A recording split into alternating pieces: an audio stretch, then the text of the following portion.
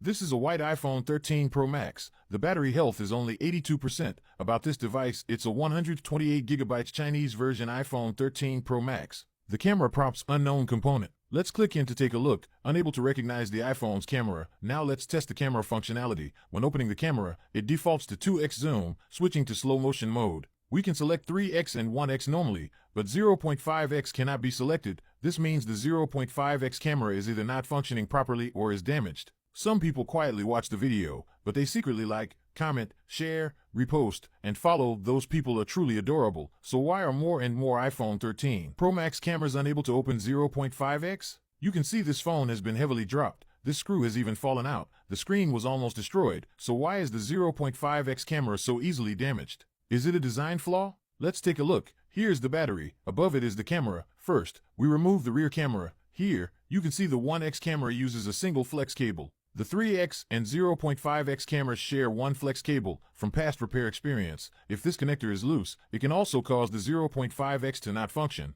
We check the solder joints and ground resistance. Everything is normal. Next, we peel off the tape on the shared cable for the 3x and 0.5x cameras, apply some flux and heat it. Use a thin spudger to separate them. Now we protect the area next to the 0.5x camera. Remove the glue around the 0.5x lens. Take it out of the metal frame. We see leftover glue underneath. Let's clean it up. Now we take a brand new 0.5x rear camera for iPhone 13 Pro Max. Apply adhesive and install it. Use UV light to cure the glue. Reinforce the surrounding area. Secure the rear camera in place. Now let's handle the flex cable. Apply flux underneath the cable. Add solder to each pad. Resolder all connection points. After soldering, we insulate it properly. The 0.5x rear camera has now been successfully replaced. Next, we remove the battery. The fan chose to transplant the battery cell. So we remove the battery flex cable. Process the solder point on the cable to make room for new wires. Use a grinder to smooth it out. Now we take the new battery cell. Apply double-sided tape underneath to keep the cable from moving. Place it in the spot welder to weld the positive and negative terminals. Trim the excess nickel strips, then insulate everything. Apply new battery adhesive. Use a roller to make the adhesive stick better.